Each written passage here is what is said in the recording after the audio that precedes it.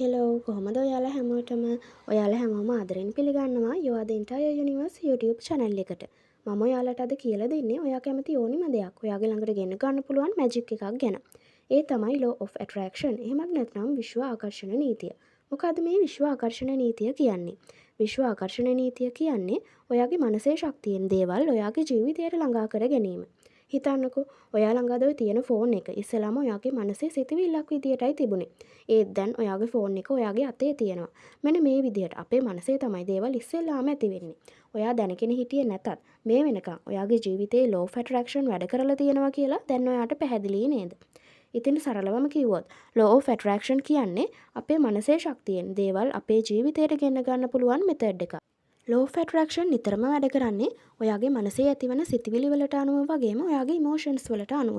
ඒ වගේම law of attraction ධනාත්මක සහ ඍණාත්මක දේවල් වල වෙනස අඳුරන්නේ නැහැ. ඔයාගේ යටිසිතත් ධනාත්මක සහ ඍණාත්මක දේවල් වල වෙනස අඳුරන්නේ නැහැ. හිතන්නකෝ ඔයා මුළු දවසම ඉන්නේ දුකින් පසුතැවීමෙන් ජීවිතයට වෛර කරමින් නම් ඔයාට සිද්ධ වෙන්නෙත් ඒ වගේම ඔයාව දුකට පත් කරන දේවල් වගේම ඔයාට මුණ ගැහෙන්නෙත් ඔයාව දුකට පත් කරන මිනිස්සු. ඉතින් ඒ වගේමයි ඔයා නිතරම පොසිටිව් විදිහට හිතන ඔයාට ලැබුණු ජීවිතයට ස්තුතිවන්ත වෙන කෙනෙක් නම් ජීවිතයට විශ්වය විසින් ධනාත්මක දේවල් ආකර්ෂණය කරලා දෙන්න පටන් ගන්නවා. ඒ වගේම තමයි law of attraction සාර්ථකව භාවිතා කරන්න නම් ඔයා law of attraction methods ගැන හරියටම දැනගෙන ඉන්න ඕනි. ඊළඟ වීඩියෝස් වලින් law of attraction methods ගැන මම ඔයාලට කියලා දෙන්නම්. ඉතින් ඒ වෙනකන් you are the entire universe YouTube channel එකේ එක්ක රැඳිලා ඉන්න කියලා මම ඔයාලට ආරාධනා කරනවා.